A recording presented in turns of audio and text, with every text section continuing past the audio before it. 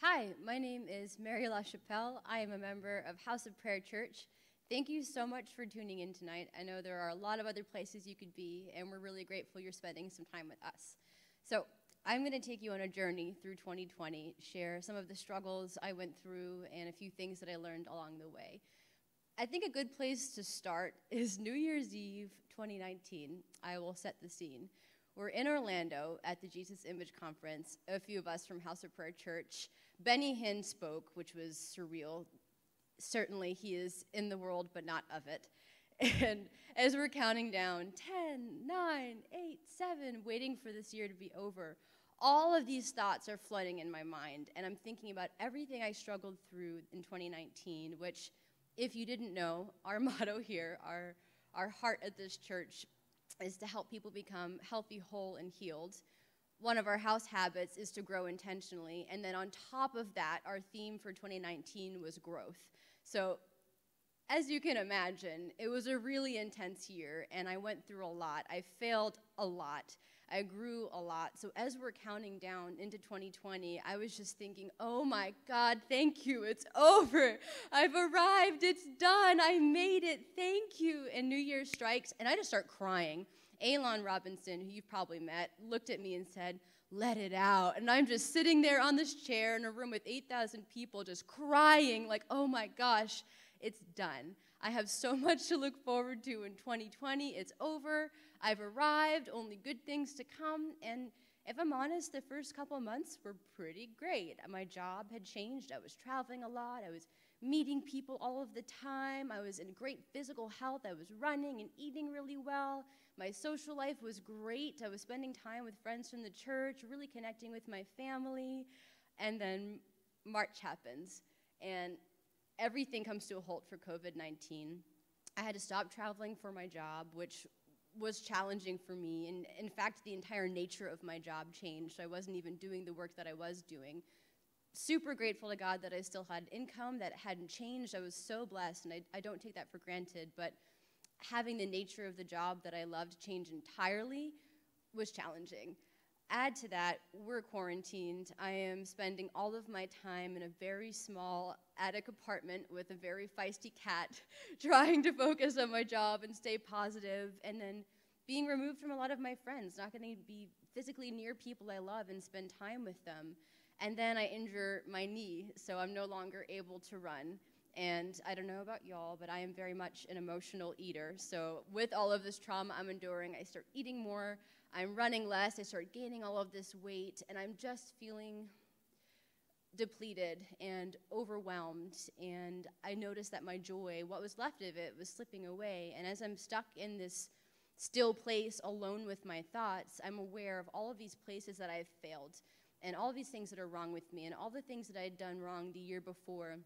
And all of these things are coming up that honestly needed to be dealt with in those 3 months where I was living my best life and having this great time and, you know, not dealing with my stuff, right? And I just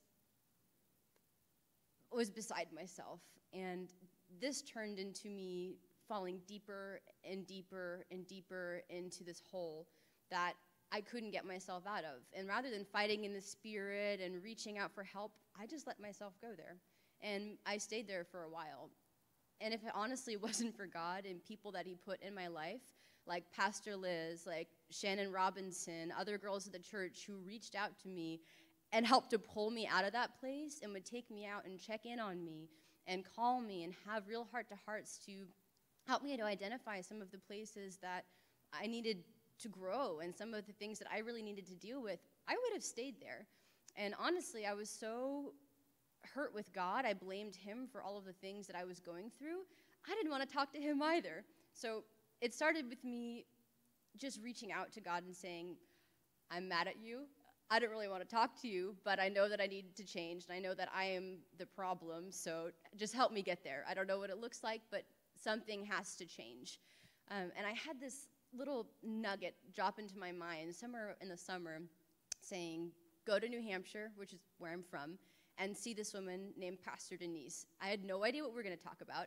I had no idea what was going to happen. I just knew I had to get there. and I had to see her. So I was faithful. I listened to that voice. I followed that calling of the Spirit in me, and I went to New Hampshire, and I met with this woman, poured my heart out to her, and she said to me, I want to invest in you, and I want to spend time with you, and I see so much potential in you, and essentially saying that she wanted to spend her time helping me grow. And I don't know about y'all, but if you're feeling really insecure and you're feeling like you can't measure up and that everything you're doing is wrong, and somebody sees value in you, it felt a little sketchy, if I'm being honest. I didn't really trust it fully, but something in my spirit was saying, like, take advantage of this. This is a gift. So I'll fast forward a little bit. We met weekly for a while. We had conversations just about everything, things that I was dealing with, my relationships with God, my relationship with people in my life, how I was seeing myself, and came to this place of realizing that I had so built up this idea in my mind of who I was supposed to be, and this idea of what success looked like, and this standard that was totally unrealistic. I was holding myself to it. And it's crazy because we live in a fallen world. There is no perfection in this life. The only perfect human was Jesus. And you've probably heard it a million times, like, oh, we're always arriving, we're always growing. And I had that head knowledge, and I'd heard it a million times. But I was still holding myself to the standard of having to be this perfect human and always having this really strong prayer life and being this amazing member of the community and giving back and being a good steward of my finances and running 3 miles a day and all of these things that are great. There's nothing wrong with working towards them, but when you don't give yourself the grace to fail and to grow and to learn, it becomes extremely crippling. And it did for me. It brought me to a really deep place of depression where I felt like I could never make it. And I disqualified myself from the things that God said he was going to do in my life. And I stopped believing he was who he said he was and that he could bring me to this place because all I was seeing was everywhere that I fell short.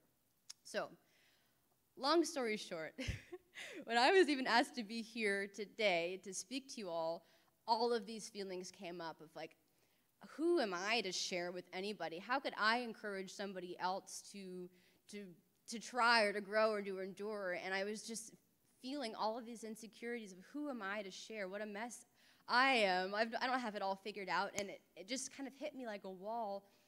And I'll add, after having spoken to some trusted spiritual folks in my life, my stepmom, who is spirit-led, I spoke to my counselor, Pastor Denise, I spoke to Shannon Robinson, and just reflected on all these feelings and realized being in a place or in a wilderness season or being in a season of growth or being in the midst of it all doesn't mean you're disqualified.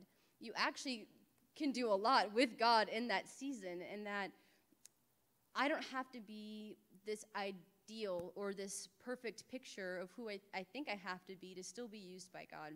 And even now in this season, I know there are people who are watching this who don't feel like they're measuring up or who feel like they're so far behind everybody else in their lives or who are comparing themselves to a standard that honestly doesn't exist and think that they're disqualified from doing work for God or for doing something good in the world.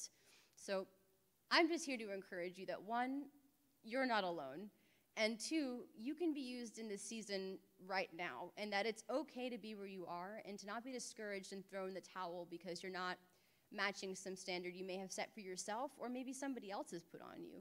So my prayer for you is that you would recognize all of the growth you've achieved and everything you've come through in your life to this moment, that you wouldn't see the places you've fallen short this year or in the past as something that would keep you from growing, from moving forward, from doing great things in this life, and from being used by God, right? And just that you would give yourself grace. God didn't send Jesus to die for us to be continuously hating ourselves and shaming ourselves for being imperfect. He's going to forgive you again and again and again. And every time I fell short this year and came to him crying or feeling like I just could never measure up, he forgave me again and again and again. His mercies are new every morning. You've heard it a million times, but I bet you're applying it to other people and not yourself. So take a moment and internalize that and realize it's okay to be broken. It's okay to not have it all figured out, and that you can still bring value to this world and still be used by God and still be a mess. And it's okay. And you're not going to stay there, but you have to keep growing and let him do the work in you. And then, honestly, let him into those places that you're trying to hide, because it's really easy to do that. So a few pointers, I'll wrap it up. Things that I learned that are important. One, we're not perfect.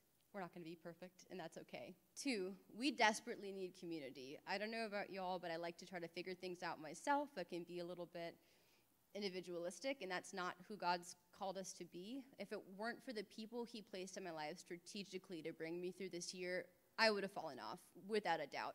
Without the women of God that he had texting me and calling me and taking me to dinner and counseling me and just praying with me and for me, I would not have made it. So if you don't have community that you are aware of, or if you are trying to get through this season alone, or if you don't know who those people should be, pray and ask God to bring them in your life, and be open to receiving wisdom and guidance and love from other people who want the best for you. And then third, that growth is a process, and truly, we're not going to arrive until we arrive in heaven. And it's okay to be continually moving from glory to glory to glory, even if it feels ugly and messy and uncomfortable in the middle. So I'm going to pray for you. God, you know every person who's watching this video right now. You know each of their stories. You know all of the hardship they've endured this year. You know the places of insecurity. You know all the pain that they're going through, Lord. And you even know these ideals they may have in their mind of who they are meant to be or how they're not measuring up. And I just pray that you, God, would break any insecurity in them that would make them think that you can accomplish great things in them in their place of brokenness, that they'd understand that you really are the strength in those moments of weakness, and that they would be able to lean on you, God, to carry them through those seasons and help them to grow from glory to glory. And I just pray that they'd be encouraged, that even in this moment, watching this video, that you'd rise up a courageousness in them to believe you to carry them through it, and not so that they could look great or seem perfect or have this Instagrammable story, but so that they could be an encouragement to the next person, and so that they could do the great work you've called them to in this life, and that they wouldn't be bound by perfectionism, but they would receive your grace, that they would receive your forgiveness, and that they'd move forward in the great things you have for them in this life, and that they wouldn't miss a thing. In Jesus' name I pray. Amen.